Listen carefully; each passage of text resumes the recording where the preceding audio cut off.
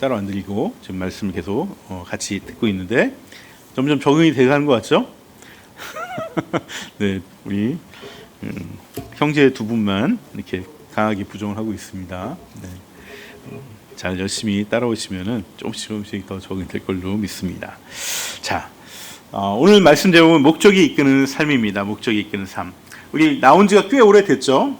제가 젊었을 때 20대 때인가 30대 초반에 나왔던 것 같은데 목적이 이끄는 삶이라는 책이 있습니다. 바로 미국의 릭 워렌 목사님께서 쓰신 40일간의 영적인 어떤 여정을 통해서 5가지 목적을 깨닫자라는 의미로 이렇게 책을 쓰셨는데 그 책이 바로 목적이 이끄는 삶입니다.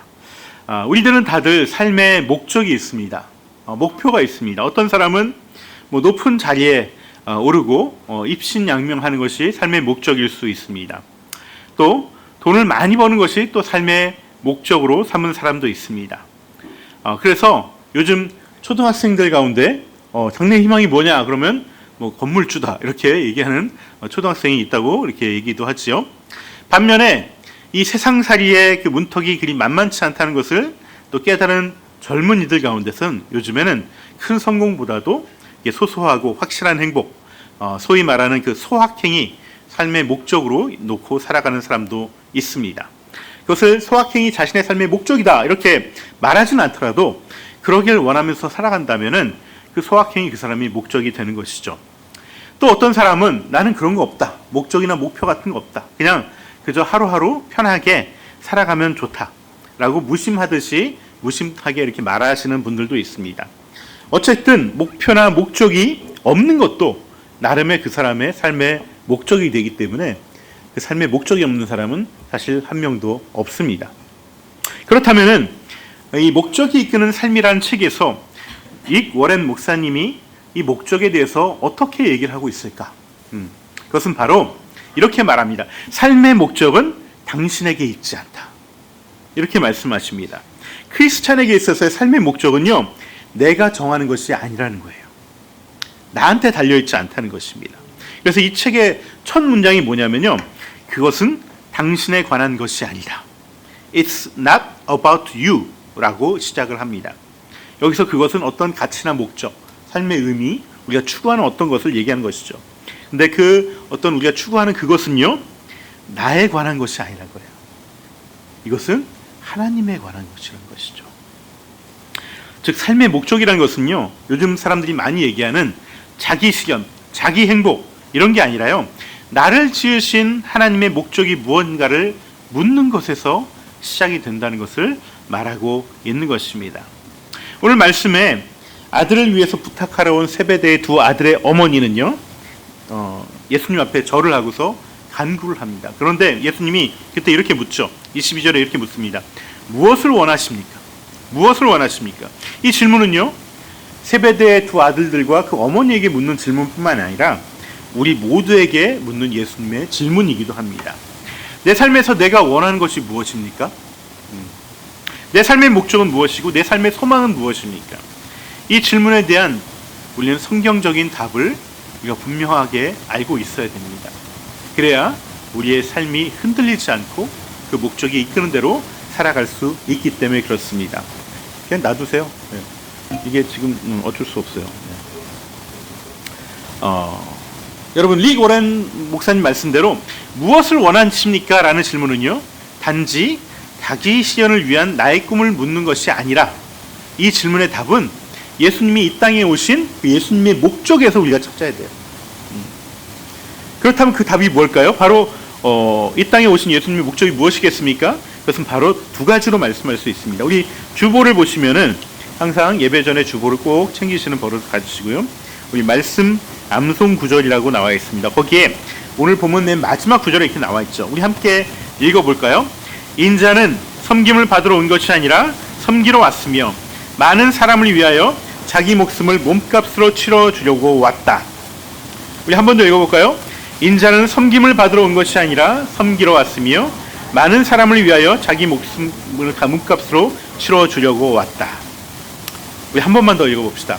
인자는 섬김을 받으러 온 것이 아니라 섬기러 왔으며 많은 사람을 위하여 자기 목숨을 몸값으로 치러주려고 왔다. 우린이는 같이 읽지 않는데 왜 나를 째려보고 있지? 주보 챙겨서 같이 읽으세요. 자, 첫 번째는 뭐냐면요, 섬기러 왔다는 거예요. 섬기러. 두 번째는 자기 목숨을 우리들을 구원하기 위한 몸값으로 치러주려고 오셨다는 것입니다.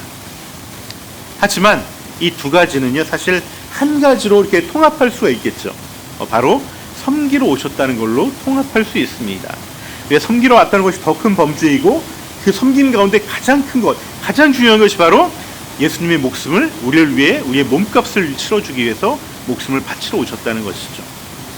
우리는요, 모두 예수님을 닮아가는 사람으로 살아가야 됩니다. 그래서 작은 예수로 살아가야 된다, 이런 말들을 자주 합니다. 그렇다면요, 우리 인생의 목적도요, 예수님과 같아야 되는 것입니다. 같아야 됩니다.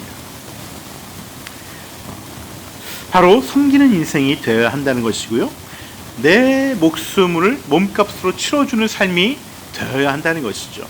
하지만 우리가 아무리 예수님을 닮아도요, 할 수 없는 부분이 있습니다. 그것은 바로 내가 누군가의 목숨을 살리는 일입니다. 내 목숨을 아무리 던져도요, 누군가의 목숨을 살릴 수는 없습니다. 물론 잠시 살릴 수 있고 또 그 생명을 건질 수 있지만은 그 인생을 영생을 살 수 있도록 하는 것은 불가능한 것이죠. 그것은 오직 예수를 믿게 함으로 말미암아 그 사람에게 생명을, 영원한 생명을 줄 수 있는 것입니다.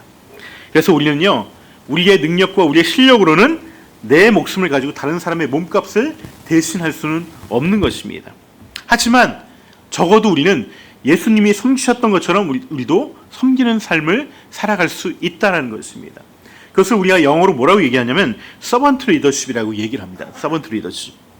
이 서번트 리더십을 우리가 가지고 살아갈 수 있다는 것이죠. 이것이 예수님을 닮아가는 삶이고, 예수님의 목적을 내 목적으로 삼고 내 인생을 이뤄가는 그 삶이라는 것입니다. 왜냐하면은 그렇게 사는 인생이 가장 값진 인생이고, 가장 하나님께 인정받는 인생이고, 가장 존귀하고 가장 의미 있는 인생이기 때문에 그렇습니다. 우리 성부 하나님께서는요, 예수님이 섬기는 삶을 잘 사시고 마지막에 자기 목숨을 십자가에 달으시고 우리를 위해서 목숨을 내어놓으셨을 때 비로소 우리 아드님이신 성자 예수님을 부활시키시고 이 하늘로 승천케 하셔서 만왕의 왕이 되는 그 하나님의 보좌 우편에 앉아 계시는 그 영광의 자리로 인도하셨습니다. 이 얘기는 뭐냐면은 성부 하나님께서 그 삶을 인정하신다는 거예요. 예수님의 삶을 단순히 성자 예수님이기 때문에 인정하는 것이 아니라 성자 예수님께서 그 낮은 삶을 통해서, 섬기는 삶을 통해서 많은 사람의 영혼을 구원하셨기 때문에 그 자리를 존귀한 자의 자리로 올리시게 됐다는 것입니다. 하나님이 원하는 삶은요, 우리가 성공이나 아니면 높은 지위에 오르거나 큰 힘을 갖는 게 아닙니다. 섬김을 통해서 다른 사람들에게 선한 영향력을 끼치는 것이 하나님께서 정말 원하는 우리의 모습이라는 것이죠. 예수님은 짧았던 33년 삶 속에서 성공과는 전혀 거리가 먼 삶을 사셨습니다. 부유하지도 않았고요, 또 높은 지위도 없었습니다. 하지만 예수님의 그 짧은 삶은 많은 사람들에게 영향력을 끼쳤습니다.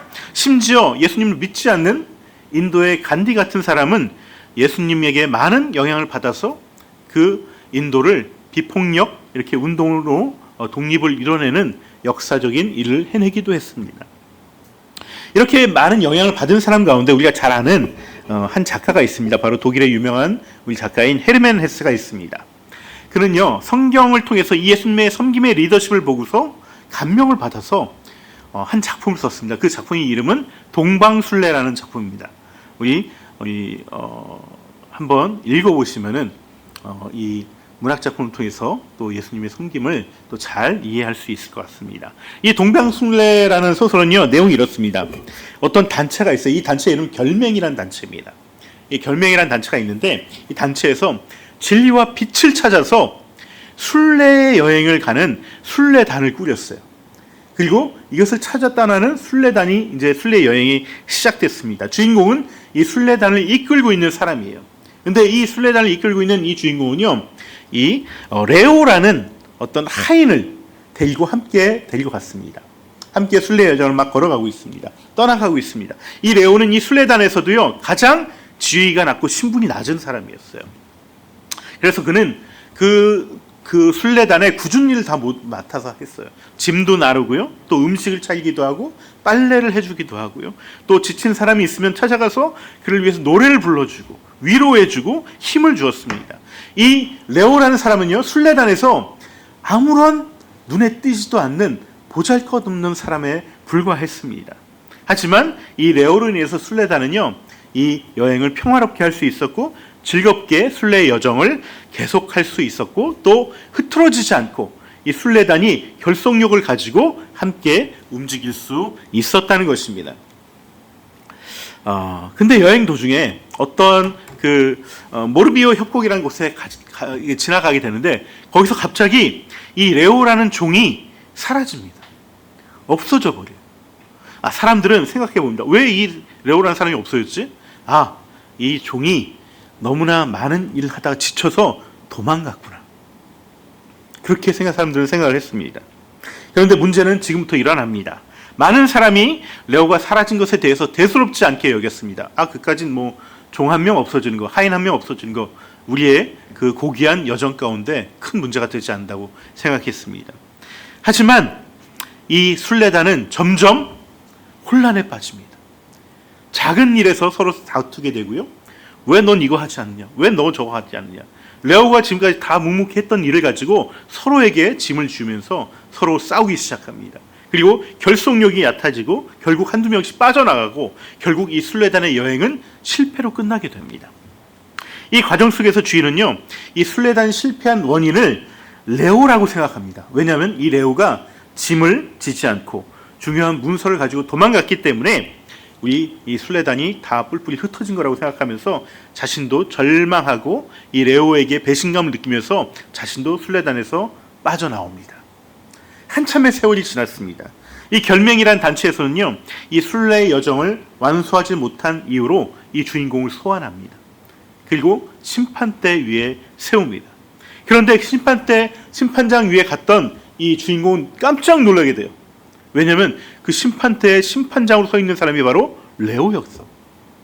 레오가 그 자리에서 자기를 심판하려고 기다리고 있었다는 것이죠. 그 심판관은, 레오는 사실은 이 결맹이란 단체에서 최고의 지도자였던 것이죠. 그래서 뒤늦게 깨닫게 된 것입니다. 법정에서 레오는 이 주인공에게 이렇게 판결을 선고합니다. 이 결사체에 충성하지 못한 죄, 자신의 어리석음을 모르고 결사체를 불신한 죄는 용서한다. 그 모든 것이 과정이기 때문이다. 그러나 그러한 죄를 저질렀다는 것 자체를 몰랐다는 것은 비판받고 처벌받아 마땅하다. 그렇지만 그 또한 차차 배우게 될 것이다. 이 레오의 판결 앞에서 주인공은 뉘우치게 됩니다. 내가 섬기지 못해서 이 공동체가, 이 순례단이 망가지고 말았구나. 난 그 사실조차도 모르고 있었구나. 그게 내 죄가 크구나라는 것을 깨닫고 뉘우치고요. 최고 지도자였던 레오는 이런 주인공을 용서하게 됩니다. 여러분, 헤르만 헤세는요, 사실 목사님의 아들입니다. 그는 성경에서 예수님이 가장 낮은 자로 오셔서 우리를 위해 성취했던 그 은혜에 대해서 어떤 신앙 고백처럼 이 작품을 썼던 것이죠. 그래서 진정한 최고의 권력과 최고 리더는 바로 섬기는 리더다 라고 이 소설을 통해서 드러내 보였던 것입니다. 우리는 저마다 높은 자리에 오르고 많은 것을 갖고 힘을 얻고 사람들의 집중을 받기를 원합니다. 하지만 그런 꿈은요, 하나님 나라에서는 가장 보잘것없는 사람에게 나타나는 증상이에요. 하나님은 그런 사람들을 가장 낮은 사람으로 여기신다는 거예요. 하나님 나라에서는 진정한 리더는, 가장 높은 사람은 레오처럼 어떤 자리에 있든지 가장 낮은 곳에서 종처럼 공동체를 위해 섬기고 공동체를 하나 되게 하고 끝까지 영적인 순례를 마칠 수 있게 섬기는 사람이 최고의 리더라고 여기신다는 것입니다. 이것이 예수님의 리더십이고요, 예수님이 이 땅에 오신 목적이라는 거예요. 무엇을 원하느냐라고 물으셨던 예수님의 질문에 대해서 세베대의 아들들, 그러니까 야고보와 요한은요, 또한 그의 어머니는요, 자신의 두 아들이 예수님이 예루살렘 가셔서 이제 왕자에 오르실 텐데 왕자의 그 보좌 우편에 한 아들, 또 오른쪽에 또 하나를 앉히기를 원했다고 말하고 있습니다. 예수님 보시기에 이 말을 듣고 나서 어땠을까요? 굉장히 헛웃음이 지어지지 않았을까 생각합니다. 왜냐하면 예수님은 단 한 번도 왕위에 오르겠다는 생각이 없으셨어요. 예루살렘에 들어가서 내가 이스라엘 왕으로 올라가서 권력을 휘두르겠다, 모든 것을 차지하고 다스리겠다, 그런 생각을 가진 적이 단 한 번도 없습니다. 오직 나는 예루살렘 가서 십자가에 달릴 것이다, 거기서 내 목숨을 이 많은 사람들을 위해서 대속의 제물로 바칠 것이다, 이것만 바라보고 달려왔는데 그 십자가의 오른쪽 자리와 왼쪽 자리가 뭔지도 모르는 듯이 이렇게 달라고 하는 이 세베대 두 아들들의 어머니, 이 아줌마의 이 언행에 대해서 기가 막혔을 것 같습니다. 예수님은 지금도요, 우리에게 물어보고 계십니다. 무엇을 원하냐고 물어보고 계십니다. 이 시간 가슴에 손을 얹고 한번 스스로에게 물어봤으면 좋겠습니다. 내가 원하는 삶의 목적은 무엇인지, 남보다 나아지는 것입니까? 아니면 걱정 없이 사는 것입니까? 편안한 삶입니까? 세상에서 주목받는 삶입니까? 아니면 내 능력이 인정받는 삶입니까? 계속해서 높은 자리로 올라가는 자리입니까? 올라가는 것입니까? 하지만 우리가 기억해야 될 것은 그곳에는 예수님이 없다는 거예요. 예수님이 없습니다. 예수님이 계신 곳은 그 어떤 자리든지 섬김의 자리라는 거예요. 내가 높은 자리에 있든 낮은 자리에 있든 어느 자리든 그것이 내가 섬기는 자리라면 그곳에 예수님이 동행하시고 예수님이 계신 자리입니다. 그런 섬김의 예수님이 동행하시는 이 임마누엘의 은혜를 내가 누리고 싶다면은, 그 복을 내가 받길 원한다면요, 내가 그 섬김의 자리로 가야 한다는 것입니다. 예수님처럼 섬김이 목적이 되는, 그 목적이 내 인생을 이끄는 그런 복된 삶이 되기를 주님의 이름으로 축원합니다. 오늘 본문에 나오는 제자들 보시면요, 마치 동방술래 이 소설에 나오는 주인공처럼 공동체에 충성하지 못하고 서로 싸우는 모습을 볼 수 있습니다. 이 야고보와 요한의 어머니가 예수님의 높은 자리를 요구한 것을 알자 나머지 10명의 제자들도 분개합니다. 너가 뭔데 그런 자리를 함부로 요구하느냐, 그 자리 내 자리다 라고 하면서 서로 싸우는 것을 볼 수가 있죠. 사실 이것이 우리의 진짜 속마음의 모습, 나의 모습일 수 있습니다. 우리 예수님처럼 섬김의 자리로, 섬김의 리더로 살아가야 하는데 매번 제자들처럼 실패할 때가 많아요. 어떤 사람은 섬김도 실패하고요, 또 리더로도 실패합니다. 또 어떤 사람은 리더의 자리에 오르기는 하지만 섬김에서는 실패하고 맙니다. 어떻게 해야 우리가 예수님처럼 섬김의 리더로, 섬김의 목적이 이끄는 삶을 살아갈 수 있을까? 그 방법은 오직 두 가지밖에 없습니다. 하나는요, 내가 은혜를 깨달아야 됩니다. 은혜를 깨닫지 못하면 나는 섬길 수 없습니다. 그리고 예수님의 마음인 긍휼의 마음을 품어야 됩니다. 이 긍휼의 마음을 품지 못하면 우리의 섬김은 억지로 하는 것이죠. 가식적으로 하는 것이죠. 율법적으로 하는 것입니다. 누군가를 긍휼히 여기는 마음이 없다면 내가 사는 섬김은 다 내 힘으로 하는 것이지 주님의 힘으로 하는 것이 아니게 되는 것입니다. 오늘 본문을요, 조금 제가 확장해서 보기면 좋을 것 같아요. 무슨 얘기냐면 20장 전체를 보시면, 오늘 17절부터 28절까지 읽었는데 사실은 1절부터 34절까지가 20장의 본문의 내용입니다. 그걸 보면은 이 10장 전체를 세 단락으로 나눌 수가 있는데, 오늘 본문 단락 말고요, 1절부터 16절까지, 그 다음에 29절부터 34절까지, 내가 정확하게 기억이 안 납니다. 몇 절까지인지. 그렇게 세 부분으로 나눌 수가 있는데요, 이 위에과 아래에 각각 두 가지 사건이 있습니다. 이 사건을 보면서 이 본문을 해석해야지 정확하게 우리가 해석을 할 수 있습니다. 바로 오늘 본문 앞에 1절부터 16절에는 어떤 말씀이 있냐면요, 그 유명한 포도원 품꾼의 비유가 있습니다. 포도원 품꾼의 비유. 이 포도원 품꾼의 비유는 하나님 나라에 대한 비유예요. 하나님 나라 이런 나라다라고 예수님께서 설명해 주시는 거예요. 어느 날 포도원 주인이 일꾼이 필요해서 아침 일찍 나가서 거리에서 품꾼을 데려옵니다. 이스라엘은 거리에 이렇게 인력 시장이 있어서 아침부터 하루 종일 일을 해야지 그날 먹을 수 있는 사람들이 나와 있어요.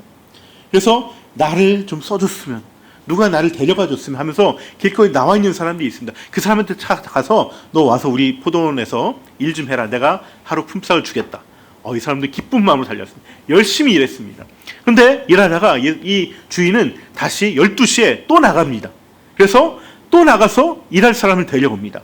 이 사람도 기쁜 마음으로 달아와서 일을 할 수 있으니까 나 오늘 굶지 않겠구나 하면서 열심히 일했습니다.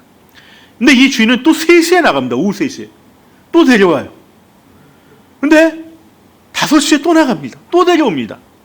자, 일은 몇 시에 끝날까요? 6시에 끝납니다. 근데 5시에 온 사람부터 품삯을 주는데요.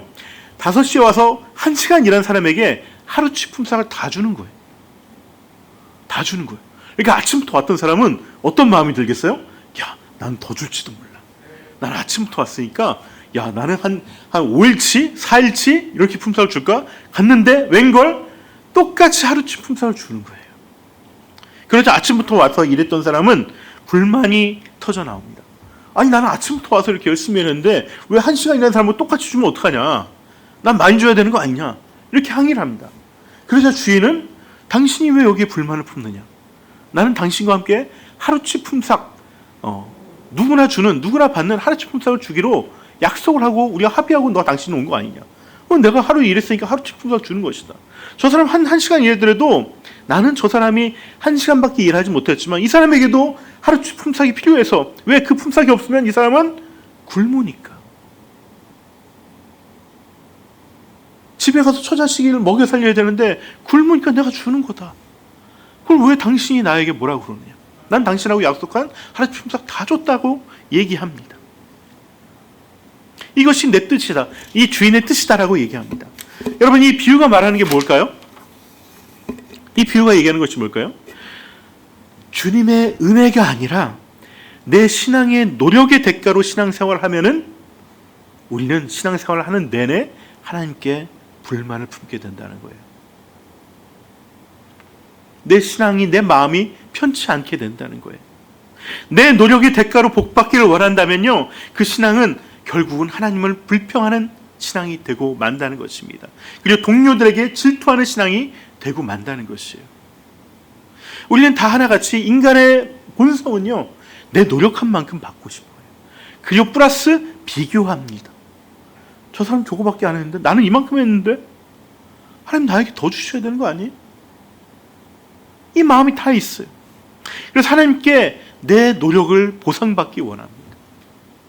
제가 이만큼 주님 섬겼습니다. 이만큼 예배 잘 드렸고요. 이만큼 봉사하고요. 또 헌금도 이만큼 했습니다. 근데 이 마음은요, 마치 이 누가복음에 나오는 탕자의 비유 아시죠? 그 탕자의 비유에 나오는 형의 마음과 똑같습니다. 동생이 허랑방탕하고 아버지의 재산을 미리 받아서 땡겨서 가서 다 탕진하고 돌아왔을 때 이 돌아온 탕자를 하나님이 반겨주고 잔치를 벌이자 이 형은 불만을 토합니다.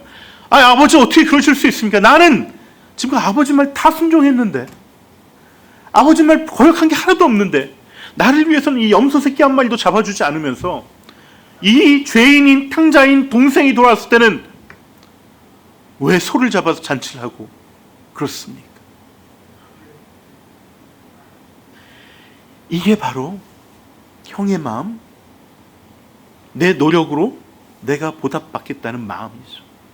여러분, 이게 기복신앙이에요. 이게 기복신앙이에요.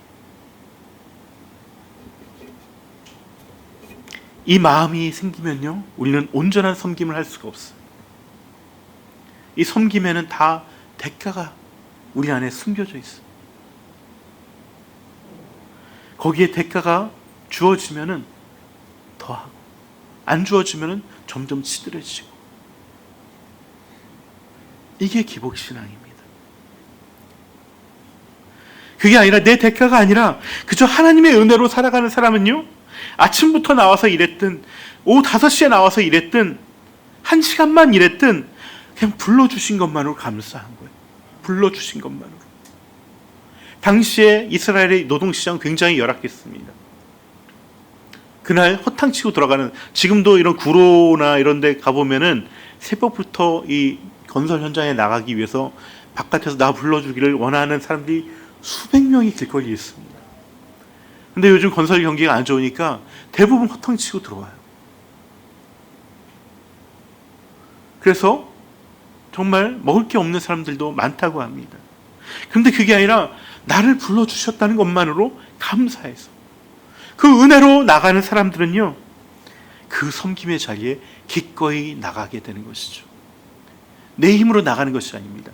은혜로 나가는 것입니다. 여러분, 이 은혜가 깨달아져야 우리는 진정한 섬김의 리더십을 살아가면서 베풀면서 또한 우리가 행하면서 살아갈 수 있게 되는 것입니다. 내가 바로 5시에 도착한 막차 탄 그런 품꾼인 것을 깨달으면 내가 죄인임에도 불구하고 나를 쓰시겠다고 나를 구원하셨던 그 은혜를 깨닫는 사람이라면 그 섬김의 자리에 나갈 수 있는 힘이 생긴다는 것입니다. 그럴 때 나는 좀 여유가 있으니까 내가 섬겨줄 게 아니라 저들도 나처럼 뒤늦게 은혜를 갈망해서 하나님 나라의 그 포도원에 부름받은 사람이구나 라는 것이 느껴져서 그들이 긍휼해지는 거예요. 내가 하나님께 긍휼을 받은 것이 감사해서 그들도 누군가가 긍휼함이 느껴지는 거예요. 그 긍휼함이 느껴질 때 진정한 마음으로 우리가 섬길 수 있게 되는 것이죠. 이것이 예수님의 마음인 긍휼의 마음입니다. 예수님께서는 제자들에게 이 앞으로 일어날 일들에 대해서 가르치신 다음에 다시 길을 재촉해서 예루살렘에 올라가는데 갑자기 맹인 2명이 나타납니다. 29절부터 나오는 얘기입니다. 20장. 그 맹인 2명이 이렇게 소리칩니다. 지나가는 사람들로부터 예수님이 지나간다는 얘기를 듣자 다윗의 자손 예수여, 저희를 긍휼히 여겨주십시오. 저희를 만나주십시오.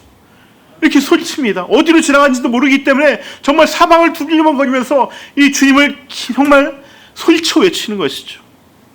그러자 예수님과 함께 있던 사람들, 좀 전에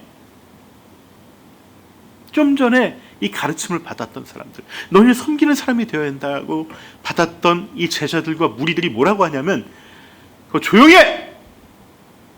어디 맹인이 여기 지금 예루살렘 올라가는데 지금 가로막고 뭐 하는 거야? 조용해!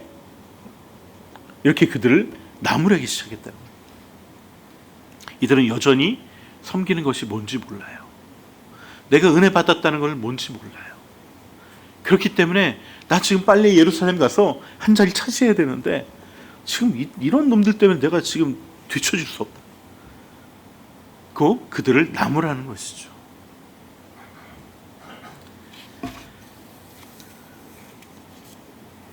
하지만 예수님은 멈춰서 그 둔먼 사람들에게 묻습니다. 뭐라고 묻냐면, 너가 원하는 것이 무엇이냐? 너가 원하는 것이 무엇이냐? 여러분, 이 질문은요, 세베대의 아들 야고보와 요한의 어머니에게 물었던 질문과 똑같은 질문을 던집니다. 그러자 이 맹인들은 제가 눈을 뜨길 원합니다. 이렇게 간구합니다. 마치 이들은 하루 종일 허탕치다가 5시에 겨우 불림받아서 와, 오늘은 굶지 않게 생겼구나 라고 간절한 마음으로 그 주인을 따라갔던 자들과 같은 마음으로 주님께 구하는 것이에요. 그래서 눈먼 자들은 눈을 뜨게 되는 은혜를 입게 됩니다. 그리고 그들은 예수님과 함께 예루살렘으로 따라갔다라고 기록을 하고 있습니다. 여러분, 오직 은혜 입은 자만이 섬김의 자리로 예수님을 따라갈 수 있습니다.